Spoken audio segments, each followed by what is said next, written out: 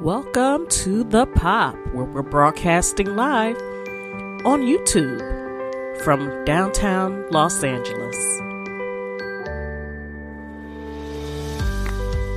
This is Dr. Turan. We are here again with Pastor James McCarroll from Murfreesboro, Tennessee.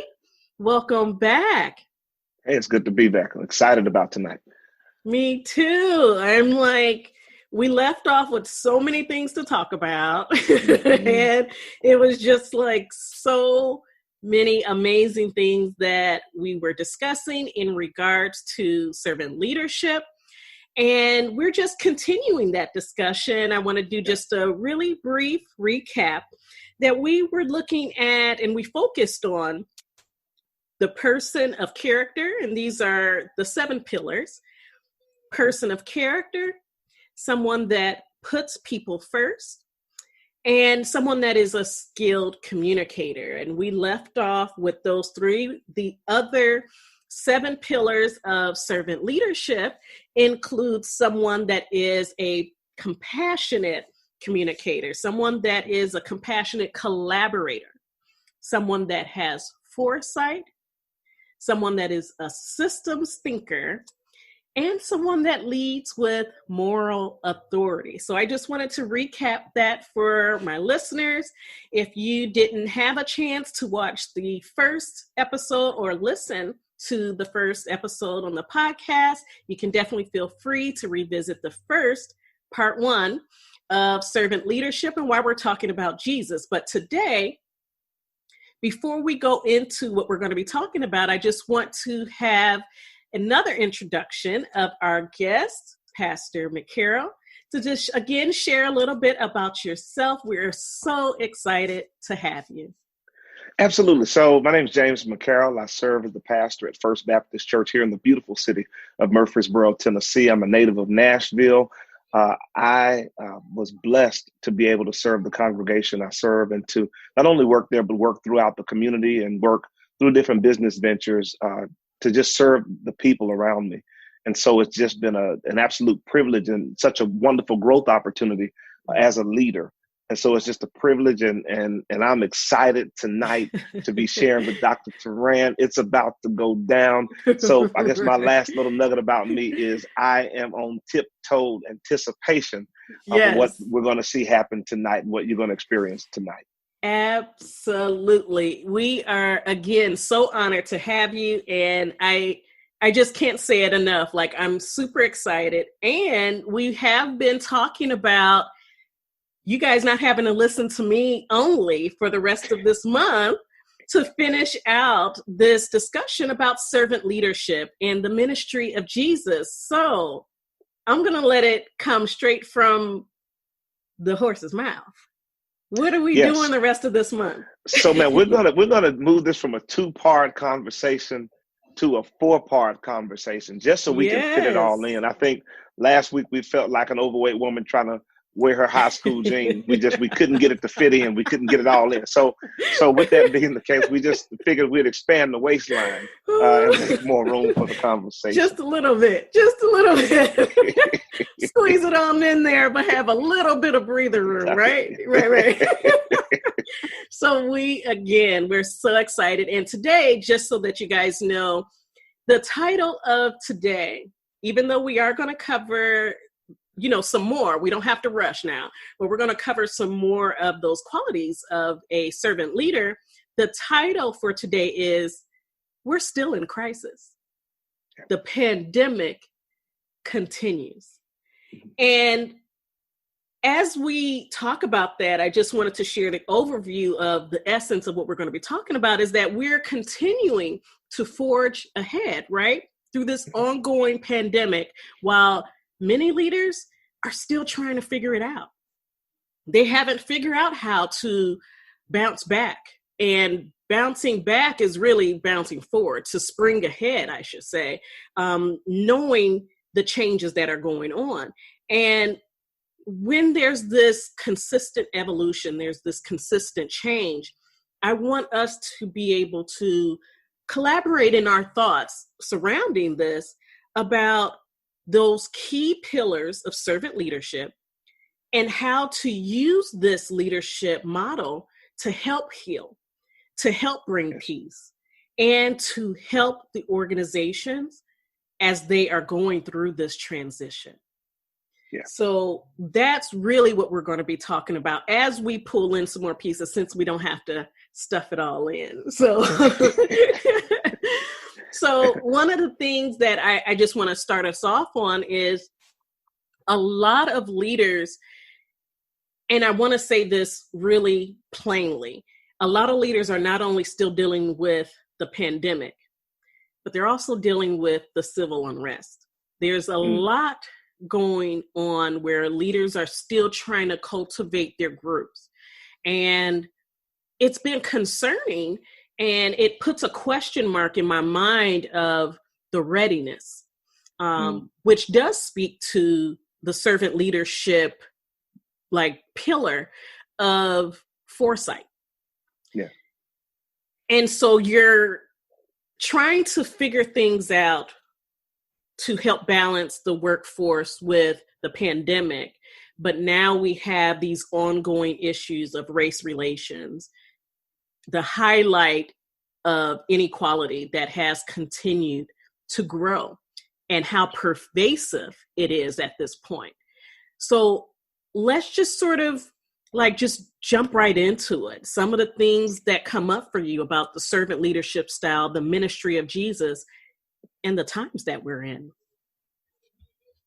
Yeah. So when we talk about the servant leadership style, especially with foresight, Greenleaf does a great job kind of talking through this. And he talks about the leader that really has to see through two different lenses. On one hand, he has to see through the lens of specifically what's going on in his immediate context. But then he also has to have this much more transcendent macrocosmic lens, where he has to be able to see the ebb and flow of times, both that are as well as those that have been and shall be. And so when we see this, part of the challenge of the servant leader is, number one, your heart is designed to serve others. And there's one element of service that was already present, but now you're dealing with a much more transcendent, a much harder area of servanthood, while you're already in a space where you have been, for lack of a better term, depleted from the previous one.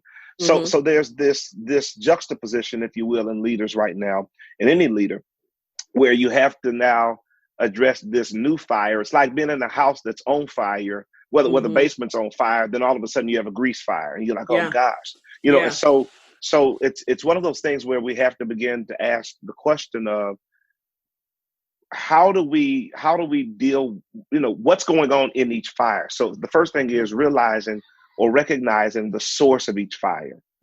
So all fire is not the same. And so I think the challenge with many leaders in this time has been wrestling with this now internal piece that puts all of my leadership and not only my leadership, but my morality in the question, to say, okay, have I really been unfair? Have I really been in a space where I've looked down, whether knowingly or unknowingly, on an entire group of people or several groups of people, and I'd have to now deal with this fire while still dealing with the other. And so as the servant leader, I think one thing that's stated is that you always have to find out what is the area of greatest priority. What is the issue of greatest priority? And I think in this space, one is a global tragedy, the other is a domestic tragedy, which threatens the immediate team. So the servant leader is always asking, what is the best service they can provide in that moment? And sometimes a great case in point with Jesus, I think Jesus just did it masterfully, is when this woman comes to him, the Syrophoenician woman comes to him while he's on vacation in Tyre and Sidon. They're sitting back, he and the disciples are chilling, and this woman comes into the room and she says, my daughter's sick with a demon. And Jesus says, look, I'm not even sent to you. Like, this isn't even a fight that it's not even a conversation we need to have. I'm not sent to you.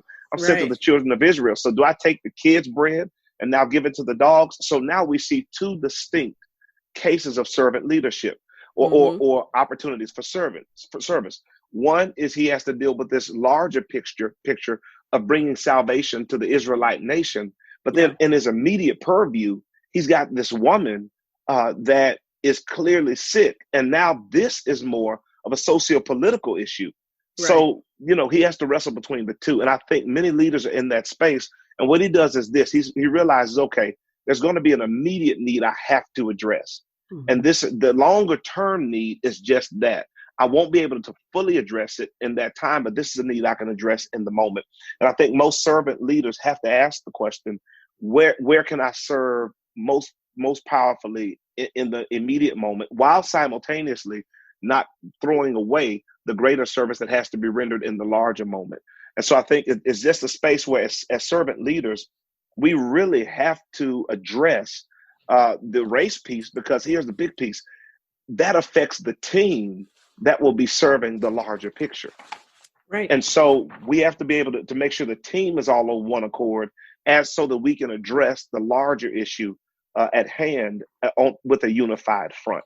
And so as a servant leader, again, it's always identifying where is the most pressing, most immediate, and most urgent service needed, so that the greater service can be done. And I think with every leader, we have to ask that question: what's immediate?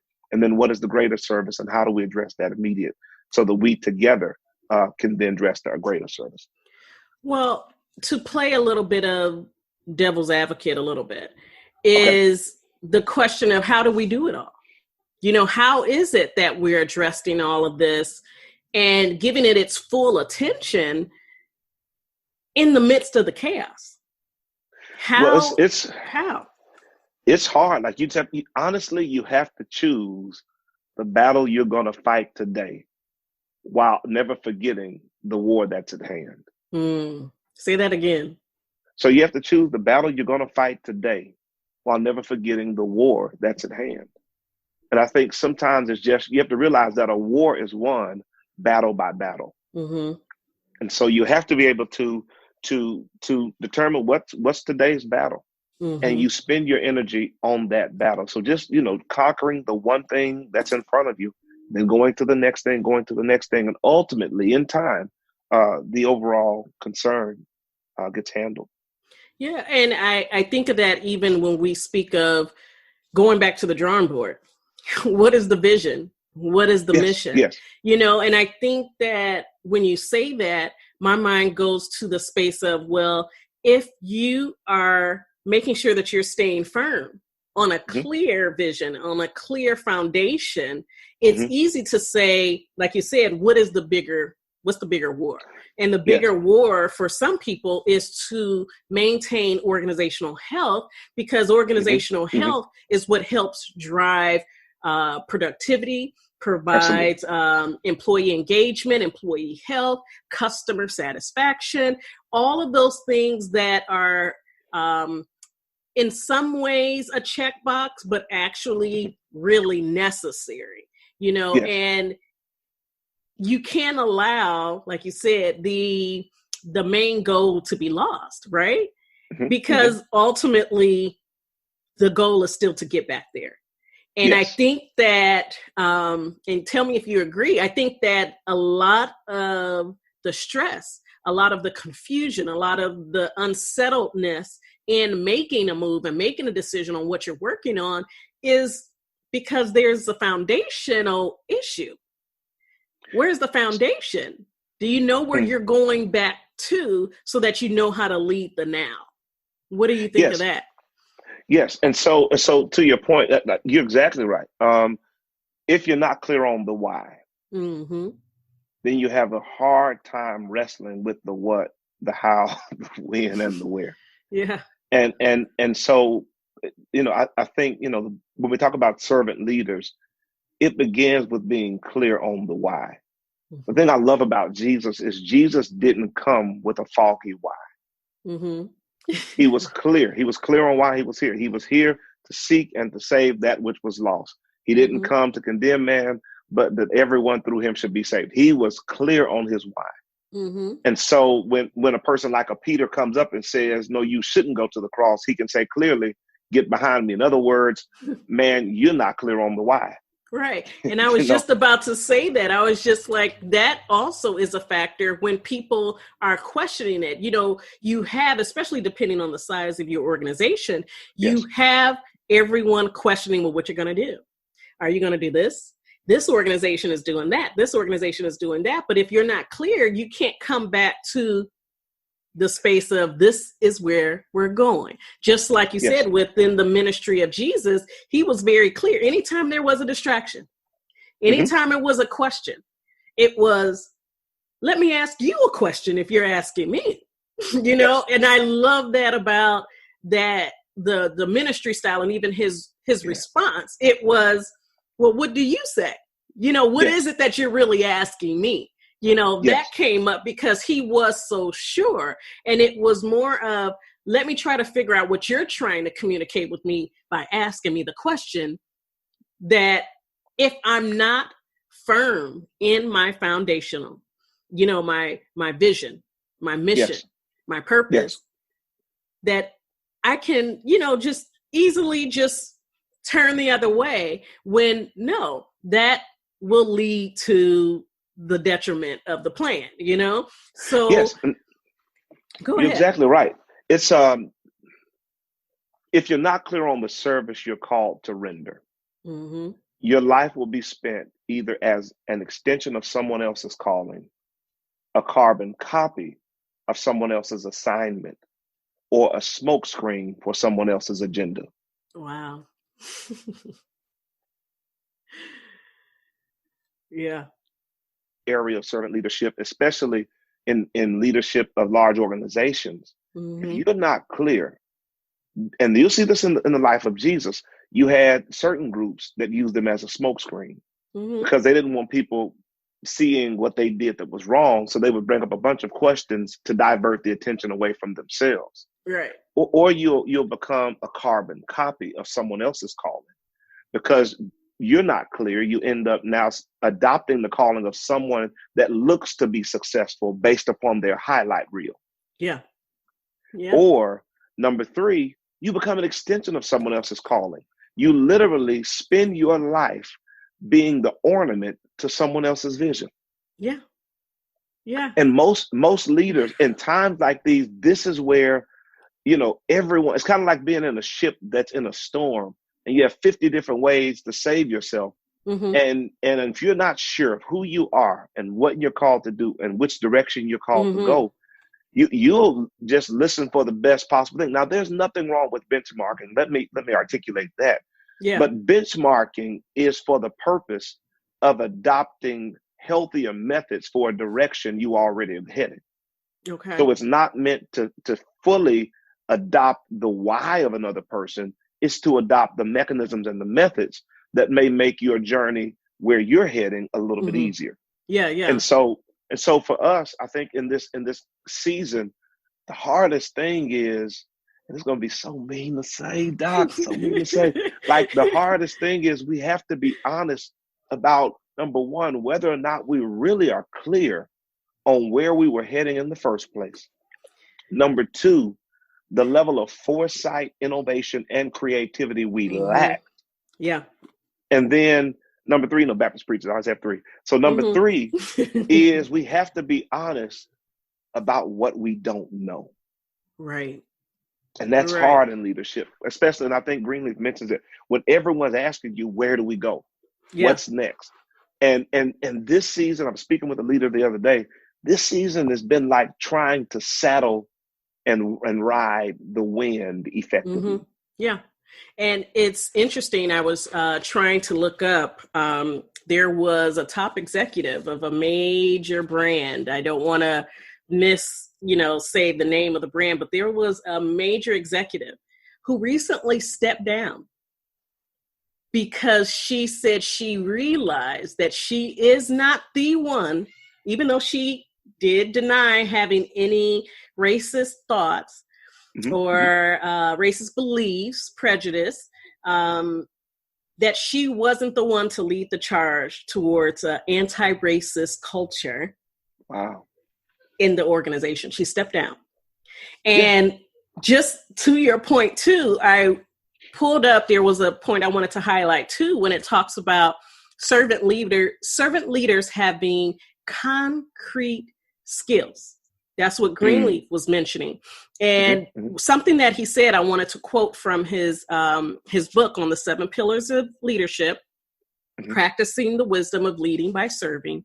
It says the 7 pillars of servant leadership also represents a portal to plus extra, the farther beyond landscape for successfully leading an organization in the 21st century. They lure us towards a vision, a voyage of discovery beyond the known world of linear management, and isolated heroic leaders into the flat world of global business, connectivity, shared leadership, and the kind of community that makes it all worthwhile. And what stands out to me is the plus ultra. So basically he's saying, you know, from what you're saying, highlighting the fact that when it's all said and done, you have to have more than the enough that people say you need to be in a role or a position, you know? Yes. You have to have more than that, right? Yes. But to your point, this is the difference between a servant that becomes a leader and just a leader that has a responsibility of serving people. Come on, talk more about that. A servant has rewired themselves to give beyond comfort and to give beyond convenience. And so when you put that type of person in leadership, they don't measure the service they're giving per se. They give, they don't measure the service that they render against what they should be giving or how much it's costing them. They measure their service by whether or not the job is done. Yeah. And that means if what it takes is more than I am comfortable giving to get the job done, then I'll make it happen. Right. A person that grabs just principles of leadership and is thrown into a position where they're called to serve will always measure their service by their level of comfort and convenience. Absolutely. And you will always hear about how much it costs them. And isn't that crazy? That to me is something that almost fuels the exact opposite of what we're talking about with servant leadership when we're talking about humility, right? Yes. It's the exact thing where you're expecting, okay, well, it's the tit for tat. I put forth this much, so this is what you need to give me back. Yes. That doesn't make any sense. But they're gauging their leadership. They're always looking at how much they give. Yeah. And how much they're getting for what they give. Yeah. Versus giving themselves full availability to the God that gave them the privilege to serve. Right. And asking, Lord, is there more that I can give? So Matthew Kelly in his book, Rhythm of Life, states this. He states that when you talk about excellence, the person that specializes in excellence always asks the question, what's the most that I can give? And I think that those leaders that go to those top tiers and really see the top 5%, if you will, and the heights of leadership that are reserved for those that bring the diligence and the sacrifice and those skills you're talking about, they are always asking, what's the most I can do? Right. And that's the heart of a servant. Is there more I can do?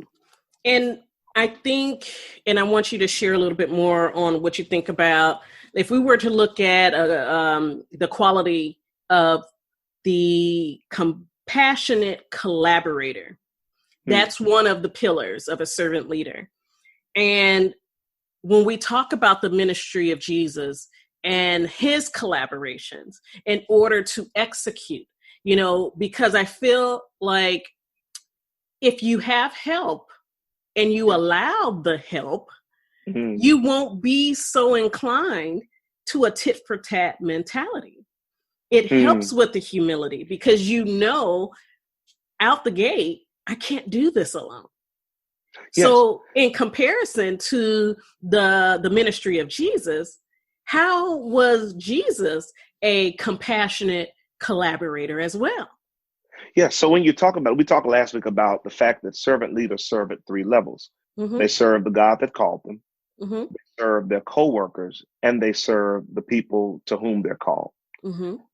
That second piece is so huge because, again, if you're not careful, you'll think these people are the ornaments of your calling. Yeah. And so what Jesus does is he notices that for some reason the disciples don't get it. Every time he turns around, they're talking about who's going to be the greatest. Yeah. This guy says, I'm going to be the greatest guy, So Jesus says, okay, they don't get it. He has 3 or 4 clear cut, seminars for them on what it means to be a servant. I didn't come to be served. You're misreading my leadership. He has these sessions, but then he says, okay, let me just do this differently. He says, I'm going to give you just a seminar, but it's going to be a seminar through sign language. And he pulls this towel out, takes off his outer robe, gets on his knees, fills a basin up with water, puts it at their feet and says, okay, I can show you better than I can tell you. Right. And he doesn't say anything. He doesn't give this deep dialogue on it. He just does it. Mm-hmm. And they see this guy that's a miracle worker that, literally telling the water to be quiet and the water shuts up. Like this guy that's healed everything, right. Watching people with no hands have hands grown back. And this dude that is the man, right? Their chief leader gets on his knees and does what the lowest servant in the house would have done. Wow. And what he's showing them is this is how we work with our coworkers. Yeah. That you serve the people that are working alongside you. But now in our day and time, here's the element. I realize that your calling is never meant to be an ornament on mine. It's meant to be authentically great in its own right. Right. And so I spend that energy helping you cultivate what you're called to do and who you're called to be so that we fulfill the plan of God. We fulfill the assignment, the corporate assignment that's in front of us. And so a servant leader delegates for the purpose of making sure a person becomes who they were called and created by God to be. And that's what I was just about to highlight. If we were to step into the office, okay, mm-hmm. The office as we formerly known it pre-Rona, okay, mm-hmm. Because some people may be home and that's their office, but the office formerly known, when I think of times where there are a lot of talent, mm-hmm. and I'm thinking about talent in respects to whether it's this person may be skilled in communications, mm-hmm. but they're over there just scheduling appointments, yes, making phone calls. But yet they can do something bigger, right? Mm-hmm. And then we look at, we're in this crisis, we're in this pandemic, and we're looking for resources. Mm-hmm. How can we be intentional enough to have a clear mindset and say, you know what? And this brings in innovation. We may not have normally, cross-trained. We may not have normally made sure that you know how to do this job or that job. But when you're talking about humility and really letting people shine and serve in that capacity, that is something that people can consider when they're trying to manage all of the different fires that are going on during this pandemic. Okay, there are situations that you may not know how to address, but in your gut, you may feel, I need to address it in regards to race relations or support to staff so that they can continue to have psychological safety for both the piece about their health and well-being because of COVID and the piece and well-being because of discrimination, unconscious bias, and all of that, right? And it's like, how easy could it be to really highlight people's strengths? And that to me is a compassionate collaborator that you're saying, hold on, I know I can't do it. Humility. I can't do it all, but I know that there's a lot to be done. So let's have a conversation. Just like you said, you got to address it. You got to address the elephants that are now in the room, right? It's not just what some of us, and I just say the whole community of people of color, and even those that were allies or I'd say Latin, Latin allies, those that, didn't really know how to speak up, that wanted to speak up, that are now in this place to really rise up and fit the bill to serve as well from their key, genius, their purpose, and being allowed to do that because you have a leader that is aware that they can have more impact in numbers, which I know Jesus did as well. Even though he had to teach and try to help, like you said, make it plain by example to his disciples, he still was like, look, you can do this, you can do that, let me strengthen this in you. You may think, you have a stutter, but let me know what other power let me tell you what other power you have, Yes. So with Jesus, to your point, with Jesus, there was a Peter in Simon, if that makes sense. Yeah. And so when Jesus meets Simon, he also can detect Peter. Now, explain that a little bit for our listeners that aren't as versed in that. So one of Jesus's disciples was named Simon. Okay. He was Simon, son of a man named Jonah. So that's his original, Jewish name. Jesus gives him a nickname of Peter, which means rock. Now, Simon means kind of means shifty, if you will. Peter means rock. So Jesus sees this guy that is a fisherman, and he goes to him and he says, man, I want to make you a fisher of men. So he sees this entirely different calling on a guy that's absolutely settled in his profession. Let me say that again. He sees an entirely different calling on a guy that's settled in his profession. Yeah. And so often as leaders, we have to have the insight of Jesus to be able to see when there's a Peter, this fisher of men, inside of this Simon, who's a fisherman. And so sometimes they, like you said, they may be an administrative assistant or a typist, or they may be a person that is a clerk, but you have to be able to see and look closely enough and listen closely enough to identify those other elements that they may have been sent to that office to bring. And so part of it is understand that when we get an assignment, when God gives us an assignment, whether it's in a corporate office, whether it's in a church, whether it's in a social group, the assignment is usually bigger than the present or seemingly present resources. Yeah. Which indicates that there's something in the house that has yet to be discovered. Yeah. And so when Jesus calls these guys, Jesus changes the world, but only calls 12 guys. Watch this. God builds a team. And he builds a team because he understands that the ministry is going to exceed his own capacity to carry it out. Yeah. And so whenever the calling is there, God will always give you a God-sized calling so that as a leader, you can now call forth the very competencies that exist, but may exist under the surface or behind the scenes or behind the veil of the current assignment. And so each of us as leaders, we do have to do it. We have to take the time to be a compassionate teammate, a compassionate co-laborer. And what that means is, again, being willing to listen and being willing to pay attention to what people actually bring.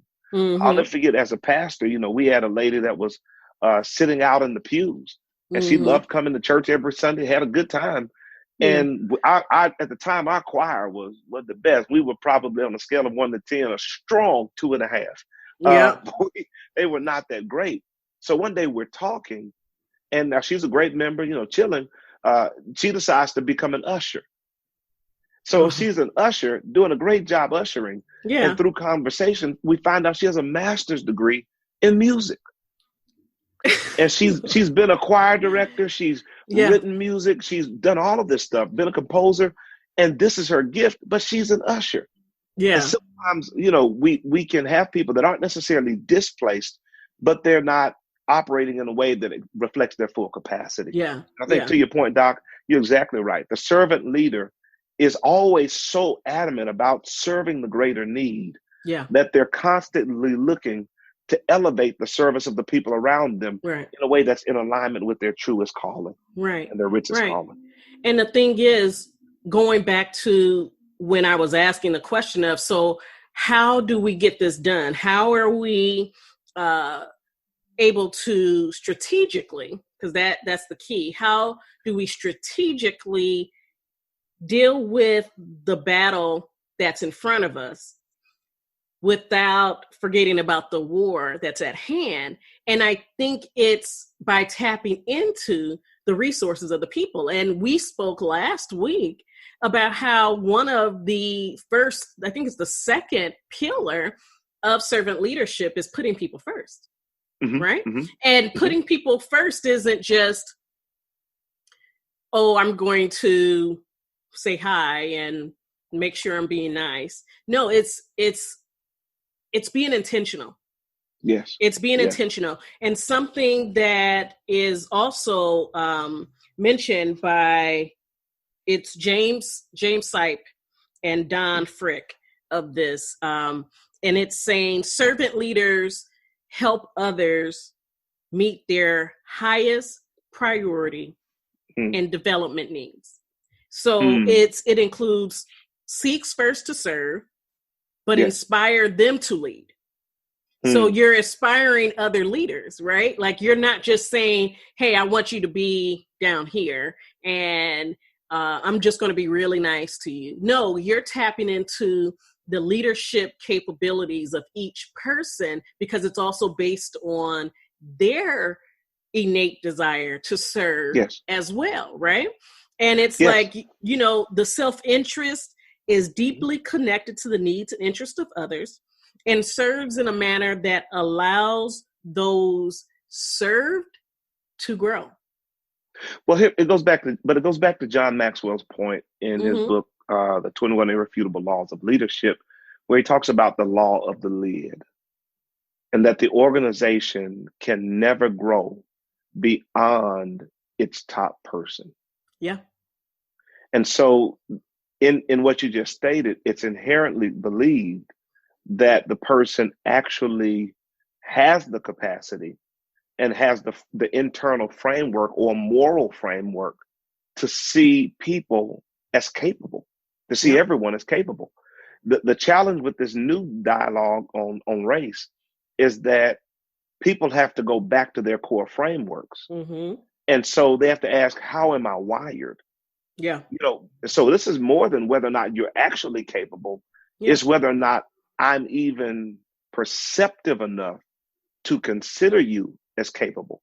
Right. And so does my awareness of the moment and of your life include your capacity and ability to handle the responsibility? Right. And so for so many leaders, we've been wired in a larger culture, by a larger culture that historically limited the perception of certain groups. And so when I get into leadership, I bring my culture to that leadership platform. And so I think the first real place is to ask the question, where have I put a straitjacket on my perception? Right. Or my awareness? Have I actually looked within the sea if I'm limited in my worldview? Now, when you go there, though, you're asking people to face the truth. You're asking people to say, okay, wait a minute. Okay, we're talking about servant leadership now, but hold on. Just like you mentioned last week, it comes right back full circle to say, what's in your wallet? Yeah. How about that? But here's the rough part. Like this is so good tonight. We should do this for like 4 hours at a time. But like the hardest part is when if the person at the top does see it in their worldview, but the person they're trying to encourage doesn't. Now we have the same issue, but the weight of it is from the other side. And so it's a total, again, it's the law of the lid. Now the upside to it is that leader can over time develop that person to their highest potential. Right. But in some cases, if they're hardwired enough, they will actually relegate themselves to to laying in low places and plateauing their own potential because they can't see it within. And if that leader's not skilled as a communicator and cannot effectively, and I know we talked about it a little bit last week, can't effectively articulate and translate that person's skill set and their potential to them, then they may run them off. And that person will go to find another place where they will be allowed to find peace lying in low places. Well, let's turn just a little bit to that corner, because guess what? You just brought up another issue. What if the leader that could otherwise be a servant leader is self-doubting their potential? Like you said, people can only raise themselves as high as the person that's leading them, because the leader is supposed to be the one helping raise them up.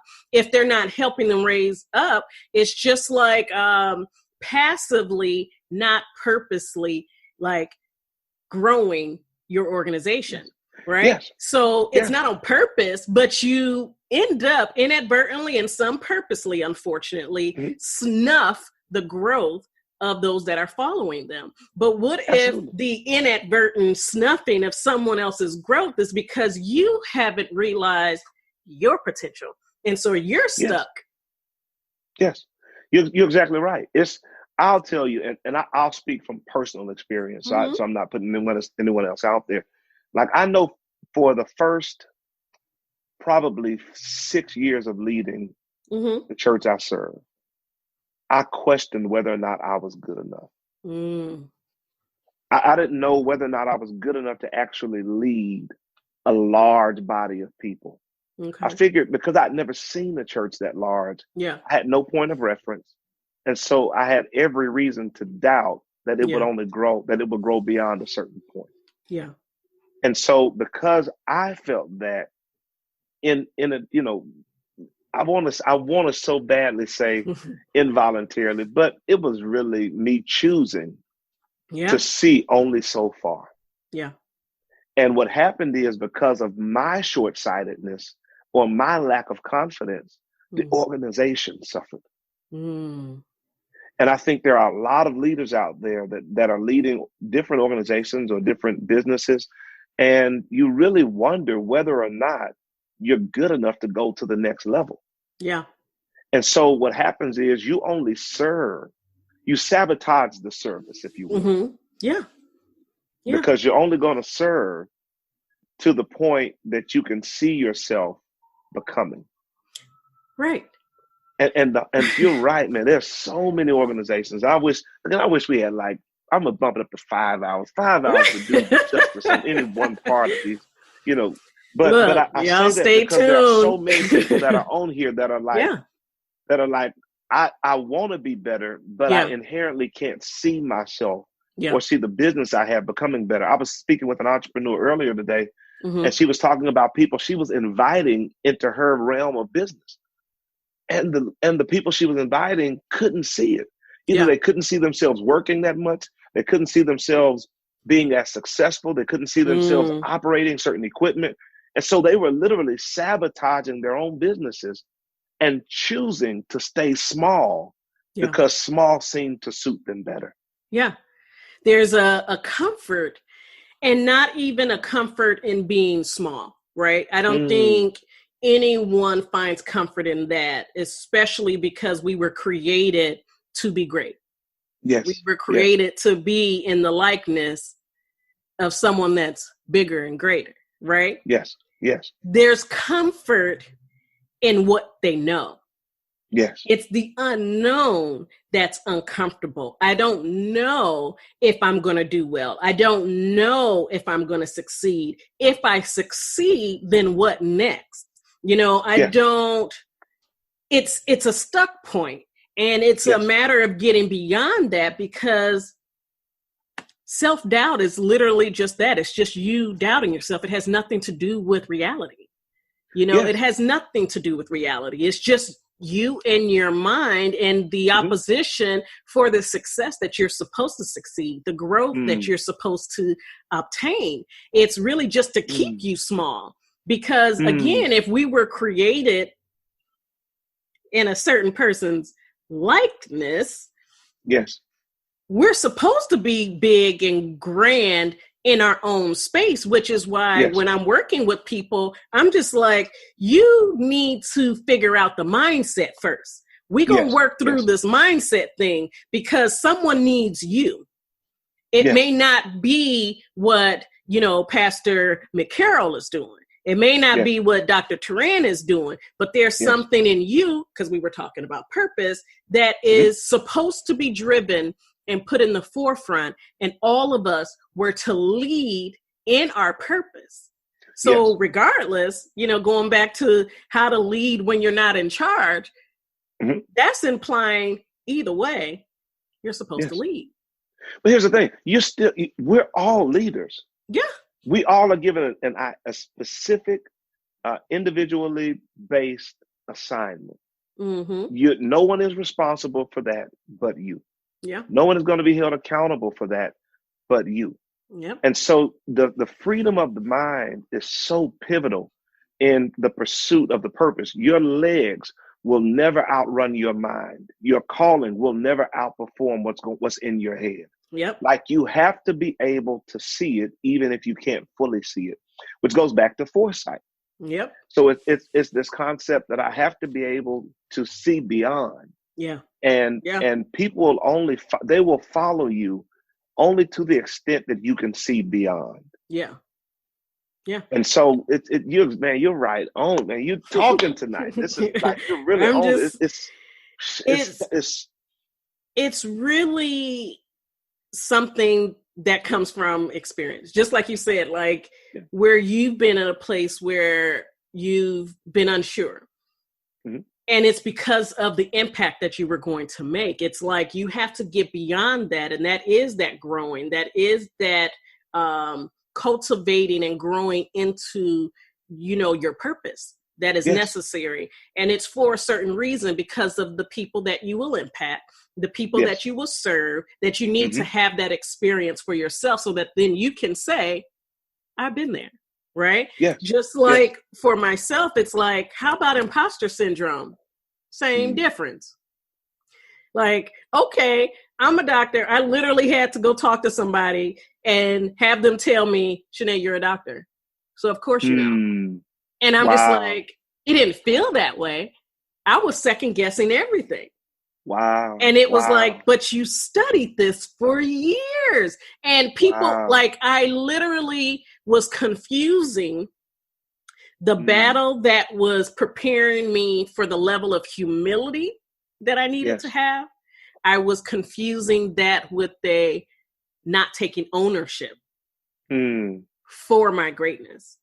It was, oh, no. I wouldn't even let people call me doctor. Wow. I would tell people, just call me Shanae. Yeah. Just call me Shanae. That's too much pressure. That's too much pressure. But it's the fear of success. Like, you said it best. Like, we're scared of what we will possibly have to do when we do become. Yeah. Because especially if you've been in a space or you've grown up in a space where you've never seen a person become. Yeah. Yeah. Or seen a person become at that level. Yeah. And so that the conversation of it, the intimidation of it, if I can use that word, is there because most of our lives are lived out from hurt echoes of our past. Yeah. Instead of the hope echoes of our future. Right. Yeah. And so we've spent time rehearsing what we can't do. Yeah. Versus buying into who we're called to become. And the worst part is we sabotage in shortchanging ourselves. We really sabotage the outcomes of people that we're called to serve, like you said. Right. And so I think there comes a point where each of us has to ask ourselves, what do the people we're called to serve lose? Right. If we choose to shrink back. Yes, because I just was reading something about how it is necessary, and I want to put this out there as a recommendation for any of those that are wanting to adopt the servant leadership model or even enhance it and grow it in this particular area about being like all of the pillars actually. But the point that you made me think of was realizing that it's bigger than you. Mm-hmm. That's how you deal with that. You begin to, when you have that self-doubt, and I'm not going to give you all the secrets too, because, you know, when it's all said and done, we're going to play this out for you. But you have to realize that what you're doing and your purpose in serving, and again, this is different from the role, different from the position. It is your purpose in being a leader is you're leading a group that is bigger and has more meaning than the self-doubt or the negative thought patterns and the negative self-talk, all those things that comes into your mind. And so as leaders, when you're dealing with crisis, when you're dealing with the stress, you have to also consider this, and this is from the psychology end of things. Your mind as an individual human being is naturally wired to think of the stress response. Yes. Fight, flight, or freeze. So you have to, first of all, like we said, check on yourself first. Because if you're in any of those spaces, guess what is the result of any of those avenues? If you're fighting, you're not moving. You're just in the fight. If you're flighting or fleeting, you're not moving forward. If you're freezing, you're not moving, obviously. But either way, there's no progress. So you have to get yourself, find what you need to find, self-care, come talk to me, get some therapy, you know, whatever, get some coaching, and get out of that stress response, because you need to be in a forward movement, foresight response, leading people, thinking about the future, not shutting your mind down to try to cope in the moment. That's where it becomes challenging. That's where it becomes difficult, because you're sitting there stuck in your own personal fight, flight, or freeze mode. You have to move forward. Yes. And to know, to your point, in this book, The Happiness Hypothesis, Jonathan Haidt makes it a point to state that, like you said, to pay attention to the negative is natural. It's survival instinct. We're going to highlight certain things mentally because it keeps us safe. So that means that to pursue the other, to pursue the positive, to pursue the potential has to be intentional. And so there is the big dreams going after that it's not going to happen by chance. You have to make it a point to rewire your brain, to broaden your scope of understanding, to know that that's possible for you. There's a great book I'd recommend as well called The Magic of Big Thinking by David Schwartz. Very great book, very, very good book. And a lot of it boils down to how we position ourselves involuntarily. The way we wake up in the morning, the way we dress, the way we carry ourselves, the way we look, what we focus on, all of those things shape the way we view our world, and ultimately our world as we perceive it determines the lid on our potential. And so, to your point, and you're right. We need $5. We should go like from what is it, $5 to 5 to 10 every Friday night. Jesus comes back. We gonna get something going for folks. But I seriously think that this concept of foresight is so major. I want to end with this story. I know time's almost up. But I'll never forget moving to Murfreesboro. I was new at the church, and the first responsibility was to find a place to live. And I was looking at an apartment, and just for a temporary window, and I saw this apartment I wanted. It was 3 bedrooms, fireplace. This place was gorgeous, but I didn't feel like I made enough money to get the apartment. And I'll never forget going back to my mentor and saying, I think I'm gonna get a 2-bedroom, but I really like this 3-bedroom. She said, well, why don't you get the one you like? I said, man, I don't think I make enough money.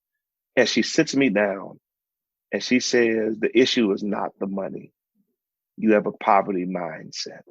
Wow. Here's the kicker. So she prays over me and she says, you gotta She gives me a book called Prosperity by Fillmore, old book.